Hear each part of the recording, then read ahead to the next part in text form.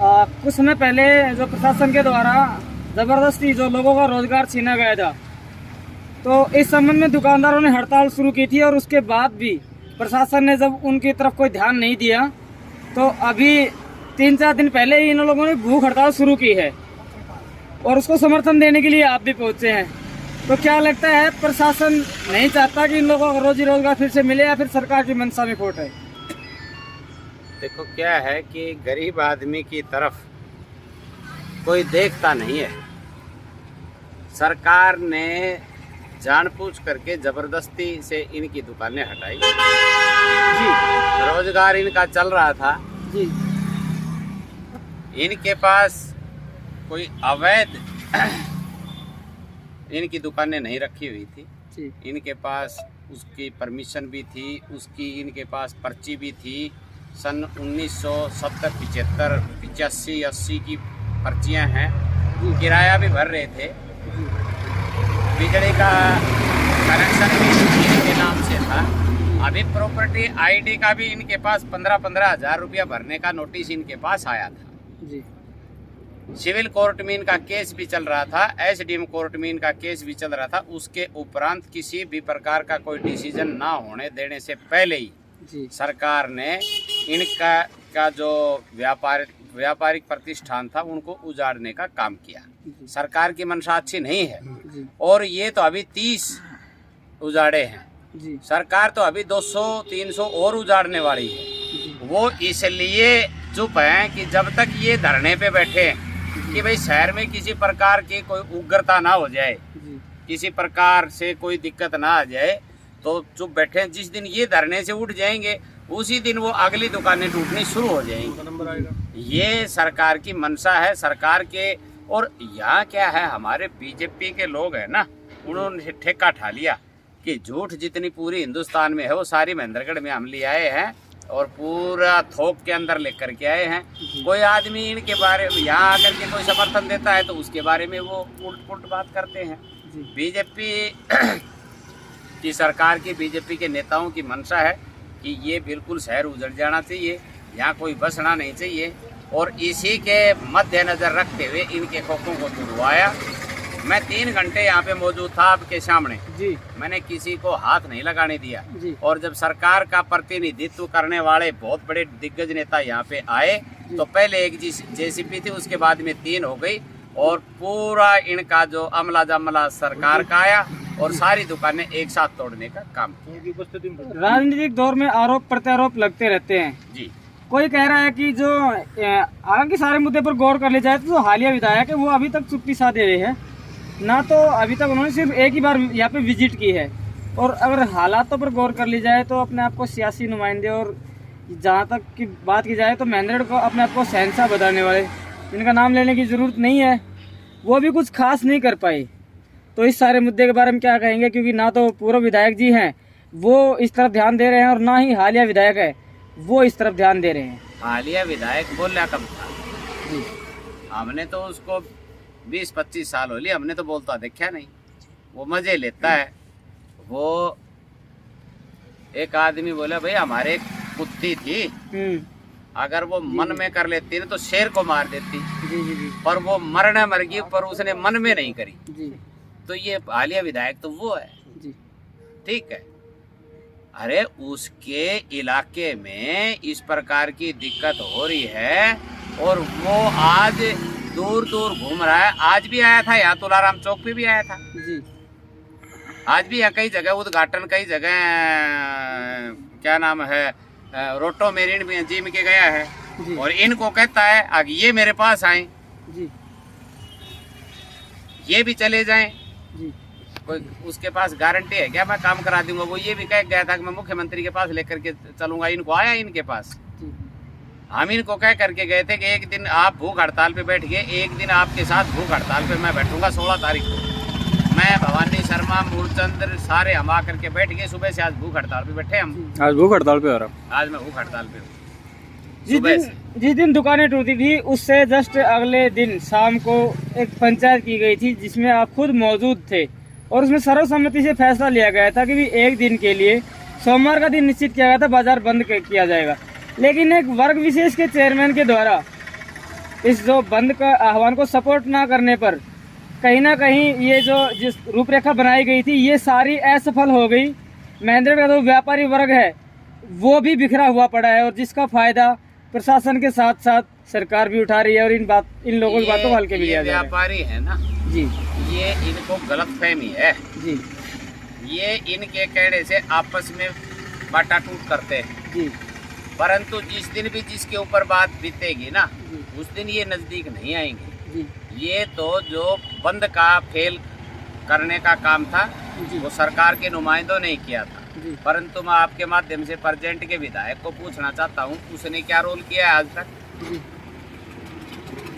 उसने इनके पक्ष में क्या रोल किया है? जी, 1% कोई रोल किया हो, कहीं टेलीफोन भी किया हो, बार बार कितनी भी बात बना लो, बात बनाने में क्या है।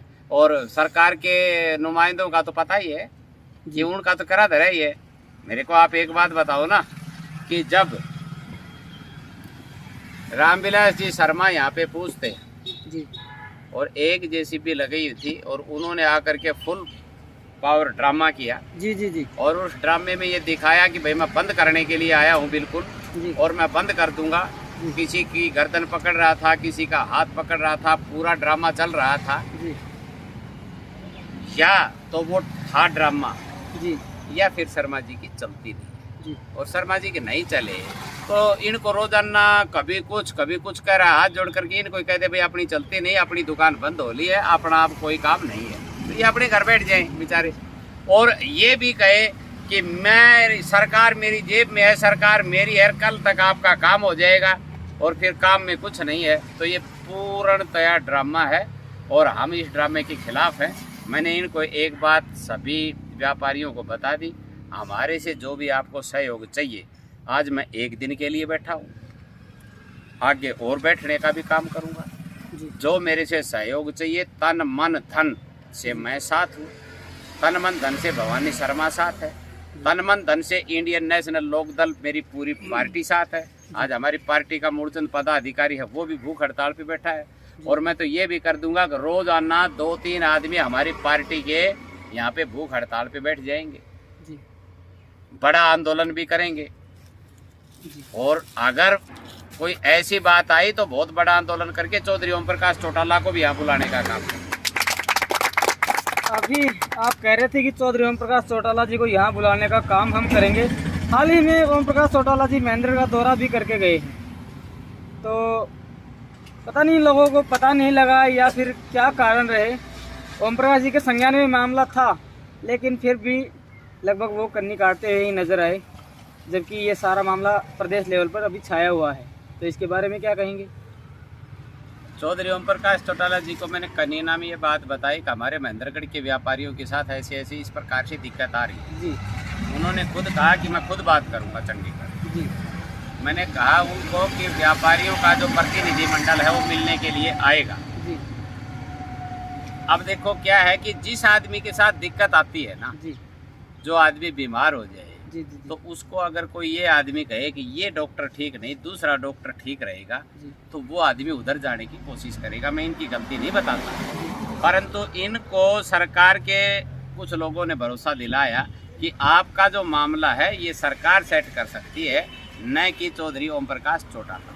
तो इनके दिमाग में थी अगर भाई ज़्यादा लंबा ना चलने की बजाय जहाँ छोटा रास्ता है वो अपना ले तो ठीक रहे। तो उस दिन ये किसी कारण से नहीं जा पाए और नहीं जा पाए तो वो कोई बड़ी बात नहीं है।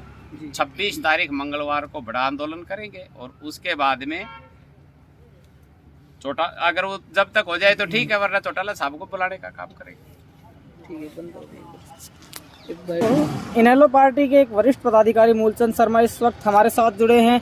मूलचंद जी नमस्कार। नमस्कार जी, कैसे हो जी? बिल्कुल बढ़िया सर। ये जो सारा प्रकरण जो चल रहा है इस पर क्या तो आप प्रशासन के बारे में कहेंगे और क्या इन लोगों के समर्थन में कहेंगे? ऐसा है जी, जो भी कुछ हुआ है ये प्रशासन ने ही करवाया है जी, और जो हुआ है ये बहुत ही गलत हुआ है जी, इसका जिम्मेवार प्रशासन ही है। जी, जी, जीतू शास्त्री सिर्फ प्रशासन ही या फिर वो जनप्रतिनिधि भी जो सत्तासीन भी हैं और पूर्व में सत्तासीन रह भी चुके हैं? हाँ, ये सारे ही हैं। ठीक है। हाँ जी, आज भूख हड़ताल का चौथा दिन है और आप आज भूख हड़ताल में बैठे हुए हैं, लेकिन उसके बाद भी जो प्रशासनिक अधिकारी हैं वो इस सारे मामले पर चुप्पी साध कर आराम से तमाशा देख रहे हैं। तो क्या मांगे हैं और आगे की क्या रणनीति रहेगी?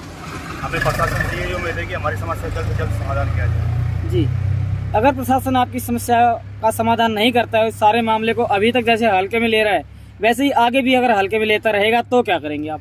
अगर प्रशासन हल्के में लेते रहेगा तो हमें आत्महत्या के सिवा कुछ भी सूझबूझ नहीं नजर आएगी। हम मरने के कगार पे हैं, हमारे बच्चों को रोटी नहीं मिलती, हमारे घर में चूल्हा तक नहीं जलता। जी, हमें इस नौबत पर छोड़ दी है सरकार ने कि हम मरने के सिवा हमारे पास कोई चारा नहीं बचा है। अगर अभी हमारी सरकार नहीं सुनेगी तो हम आत्महत्या करेंगे और कोई हमारे पास चारा नहीं। हाँ जी भाई साहब, चौथा दिन चल रहा है भूख हड़ताल का और प्रशासनिक अधिकारी भी यहाँ से गुजरते ही रहते हैं, लेकिन उसके बाद भी चुपचाप तमाशा देख रहे हैं। ना सिर्फ प्रशासनिक अधिकारी बल्कि वो लोग जिनको आपने पूर्व में वोट दिए और अभी भी जिनको वोट दिए वो भी कहीं ना कहीं अपनी जिम्मेदारी से भागते हुए नजर आ रहे हैं। क्या कहेंगे? महेंद्रगढ़ के जो हालिया विधायक और भूतपूर्व विधायक जी उन्होंने तो शायद रेलवे रोड से पल्ला ही झाड़ लिया है। जी जो दुकानदार जो उजाड़े गए हैं जी उनसे, क्योंकि उनका तो रोजाना देख के कभी कि जी आज हो जाएगा या कल हो जाएगा या मैं परसों करवा दूंगा, यही रवैया है पिछले 16 दिन से। जी तो अब तो ये लगता है कि वो रहनुमा रहे नहीं इस शहर में। जी अभी हमारे समर्थन में जो भी भाई आज जैसे माननीय सुरेंद्र कौशिक जी हमारे साथ में बैठे हैं, कुलदीप भाई भी आए थे दिन में, विनोद तंवर पाली भी आए थे।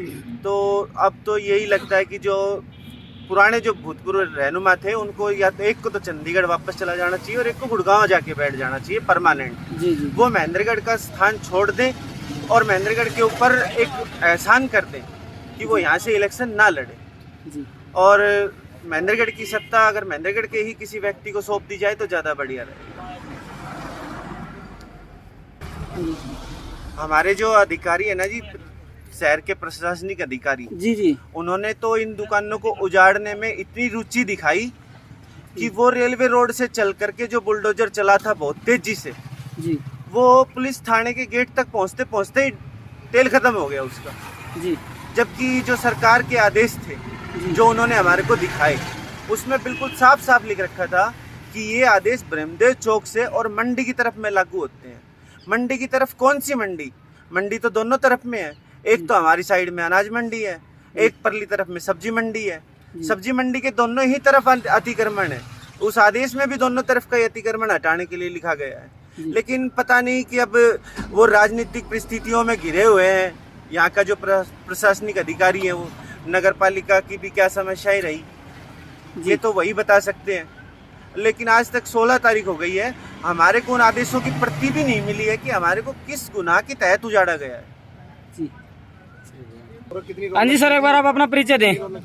मेरा नाम गगन सैनी है जी मैं हाल में सैनी हाई स्कूल शिक्षा समिति का चेयरमैन हूँ। जी मेरे पिता सैनी सभा के प्रधान हैं जी और नगर के रामलीला के किसी भी कार्यक्रम के जनता के हर संघर्ष में हम दिन रात खड़े रहते हैं। जी तो ये जो सारा ड्रामा, इसको तो हम तो ड्रामा ही कहेंगे, क्योंकि प्रशासनिक अधिकारी हैं वो भी चुपचाप बैठे हैं और जो हमारे जनप्रतिनिधि है वो भी कुछ खास रुचि नहीं ले पा रहे इस सारे मामले में। तो क्या कहेंगे, ड्रामा कब तक चलता रहेगा? इन लोगों की जो रोजी रोटी इस पर लात मारने का इस काम ने सरकार ने काम किया है, कब तक सुनवाई होगी इनकी? होगी भी या नहीं होगी? ये सच्चाई है। आपने बहुत अच्छा सवाल करा कि ये जो दुकानदार भाई हैं, व्यापारी हैं, ये बेहद निचले तबके के बेहद गरीब आदमी हैं। जी अगर सरकार इनकी गोपनीय तरीके से भी तस्दीक करवाए ना तो ये सर्वे रिपोर्ट निकल कर आएगी कि आज ये हैंड टू माउथ वाले आदमी थे, ताज़ा कमाना ताज़ा खाना। जी आज इनके हालात ये हो गए कि ना तो कहीं से उधार मिलता जी और ना ही कोई मदद करने वाला है, और जो रोजगार का साधन था वो सरकार ने छीन लिया। जी बहुत हताशा, गहरी निराशा इनके मनों में छाई है कि सरकार ने बड़ा अन्याय करा है। सरकार को पहले इनके लिए कोई दूसरी वैकल्पिक जगह देनी चाहिए थी। यदि शहर के सौंदर्य के लिए कोई ऐसी बात थी ना सरकार के कोई प्रोटोकॉल में या उसके प्लान में थी, योजना में, तो इनको बाकायदा पहले बुला करके मीटिंग करके कोई समझौते के तहत इनको कोई दूसरी जगह उपलब्ध करवाना और हालिया मुआवजा दे करके, कोई दुकान 1-2 घंटे में या 1-2 महीने में नहीं चलती। जी इस प्रकार अनेक परिवारों को उजाड़ना सरकार का काम होता है, बसाना। जी एकदम से रातों रात हिटलर शाही की तरह से इन लोगों को उजाड़ दिया। जी आज ये मरने की कगार पर है, इनके पास कोई रास्ता नहीं है। सरकार कह रही है कि हम आपके साथ हैं, विपक्ष कह रहा है कि हम आपके साथ हैं, लेकिन असलियत ये है कि साथ कोई नहीं है। और सच्चाई ये है कि साथ नहीं है। सरकार खड़ी देखती रही और पंजा चलता रहा, सामान भी निकालने का समय दिया नहीं। जी आज 100 रुपए किसी का खो जाए तो शाम तक बड़ा तकलीफ होती है, रात को नींद नहीं आती है, और इनका जो है ना लाखों रुपए का सामान चकनाचूर कर दिया तोड़कर बेरहमी से। औरंगजेब ने भी ऐसे फरमान जारी नहीं किए। हमारी सरकार ने, हमारे चुने हुए लोगों ने हमारे साथ इतना अन्याय करा, ये बर्दाश्त से बाहर है। आज जो भी भाई देखता है, सुनता है, कोई धरने पे पहुंच रहा है, कोई नहीं पहुंच रहा है, जनता के दिलों में इस बात को लेकर के गहरी निराशा, भारी आक्रोश है। ये सरकार ने अन्याय करा, गलत करा। आगे क्या रणनीति रहेगी? आगे की क्या रणनीति रहेगी? जैसे भूख हड़ताल पर बैठे हुए हैं, इससे रणनीति आगे की ये रहेगी, अगर सरकार आने वाले 1 महीने के अंदर इनको 20-20 लाख रुपए मुआवजा और तत्काल वैकल्पिक जगह नहीं देगी तो ये आंदोलन बड़ा रूप धारण करेगा। ये बीज वृक्ष बन के वट वृक्ष का रूप धारण करेगा और जनता इनके पीछे खड़ी हो जाएगी। ये आंदोलन कोई भी बड़ा भयंकर रूप ले सकता है। आज जैसे आपने देखा कि शहर के सबसे बड़े दिग्गज चेहरे भाई सुरेंद्र कौशिक जी इनको समर्थन देने पहुंचे, सुबह से निराहार बैठे हैं, इनके साथ और इनके कार्यकर्ता, पार्टी के लोग, हम भी इनके साथ बैठे हैं। ये धीरे धीरे चिंगारी सुलग रही है और जनता में आक्रोश बढ़ रहा है। सरकार अगर समय रहते नहीं चेतेगी, इनको मुआवजा और वैकल्पिक जगह नहीं देगी तो ये बहुत उग्र रूप धारण करने वाला आंदोलन। ठीक है।